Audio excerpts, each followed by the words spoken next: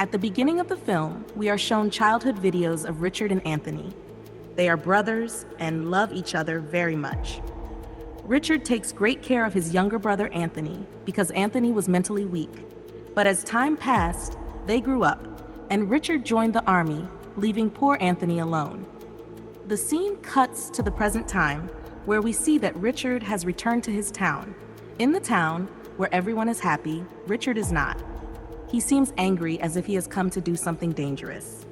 Years ago, when he left Anthony alone, some drug mafia people chased him. They treated Anthony very badly.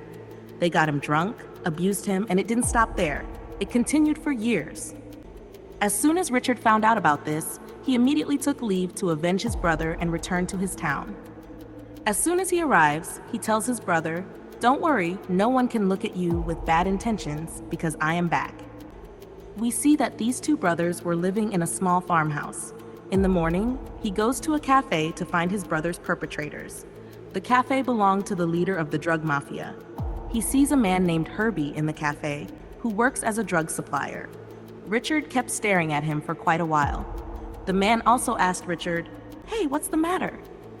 As soon as he said that, Richard got angry and scared the man away. The man went upstairs to get drugs from the drug mafia and was about to leave for his home when Richard appeared before him again. As soon as he saw Richard, he started gasping. He was scared. But Richard shakes his hand and says, "I'm sorry, I shouldn't have yelled at you." The man replies, "No problem." As soon as he heard this, all the moments when they did something bad to Anthony flashed before his eyes. That night, Richard tells Anthony, "I have to go back to town for some work." Hearing the town's name, Anthony gets scared. He says, "I'm not going." Richard says, "Okay, you stay here. I'll be back after finishing my work." The scene cuts, and it's shown that someone knocked on Herbie's door. When Herbie went outside to check, there was a man standing with a gas mask on. Herbie recognized that it was Richard. He thought Richard had come to kill him, so he called his friends outside in fear, but there was no one outside. When they came back inside, they found a warning written on the wall, just to scare them. He succeeded in his mission. It meant these people were badly scared. After a difficult night, in the morning, they go to their gang leader with the problem of Richard, hoping he would help them.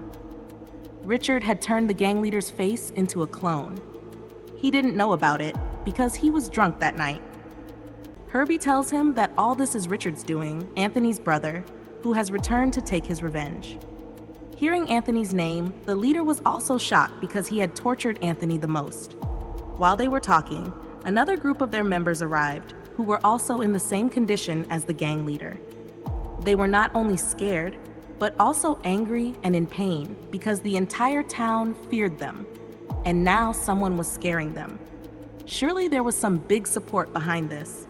The group leader suspects that the girl working in his group told Richard about the atrocities being done to Anthony. So they go and torture this girl a lot, but the girl is innocent. She hadn't told Richard anything. These people were just leaving when they saw Richard standing nearby. Seeing Richard, the rest of the people had already run away, but the gang leader stayed there. He asks Richard, "Tell me, what's your problem? Aren't you afraid of us?" Richard replies, "You should be afraid. Before threatening me, think that if I wanted, I could have killed you last night, but I let you go after making your clone." In anger, the gang leader asks, "What do you want now?" Richard says, "I'll tell you everything you want to know, but all of you come to my farmhouse." Richard's attitude disturbed them even more. At night, the gang leader, along with other members of his group, plans to kill Richard. They were still talking when one member of the group got up and went to the washroom.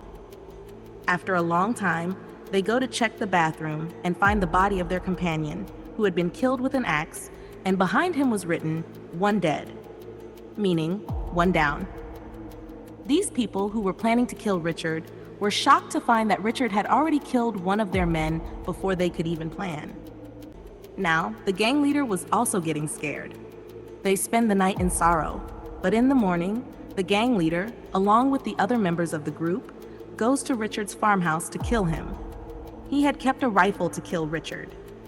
He sends his companion inside the farmhouse to bring Richard out. As soon as he comes out, the group leader fires a shot with the rifle, but instead of hitting Richard, it hits his own companion, killing him. This foolish gang leader had brought only one bullet because he thought he could kill Richard with just one shot.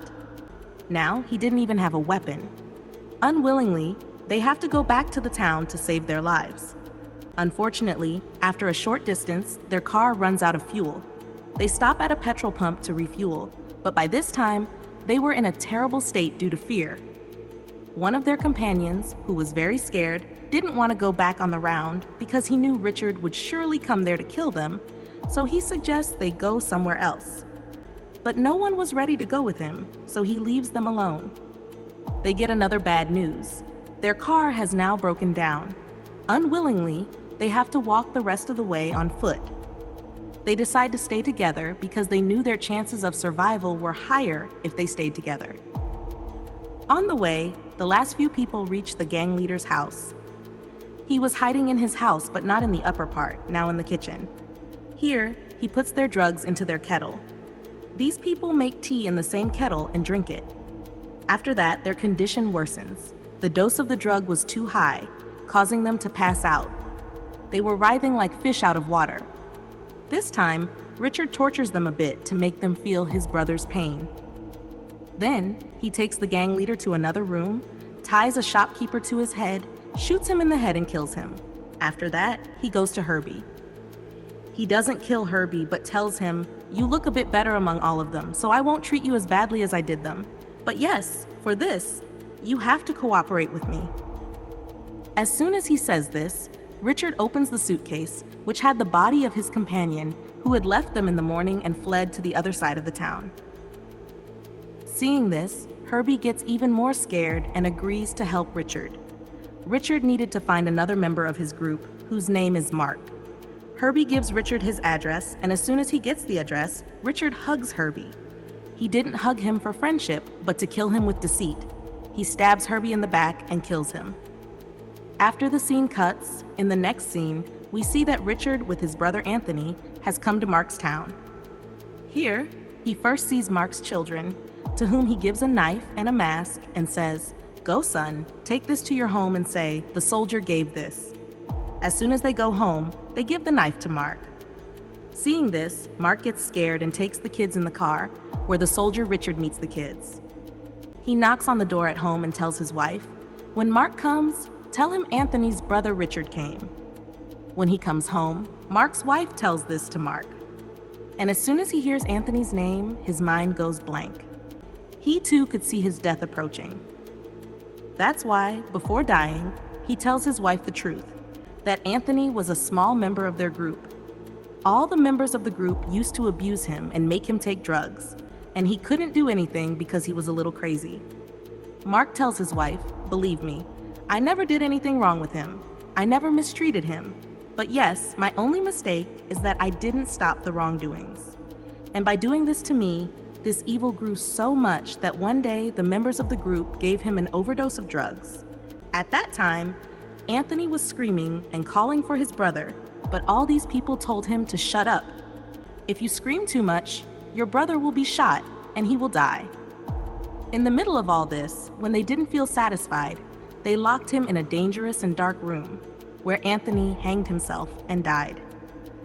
There's a big twist in this story. The Anthony we've been seeing with Richard, we know that Anthony was killed many years ago. The Anthony we've been seeing with Richard is just Richard's imagination. Richard was remorseful for leaving his brother, and because he left him, his brother died. So he came back here to take revenge for all these things. When Richard came to his brother Anthony's funeral, as a soldier, he realized that this was no suicide. Now we see that Richard enters the same dark room with Mark where Anthony had died.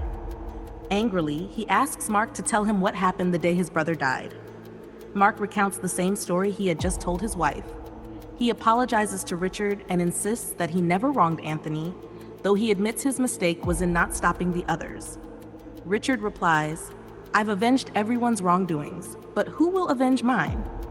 Tearfully, he confesses that even he didn't care for Anthony, considering him a burden, which is why he left him. This guilt haunts him, and he believes he deserves retribution, so he asks Mark to kill him. However, Mark survives because he did nothing wrong.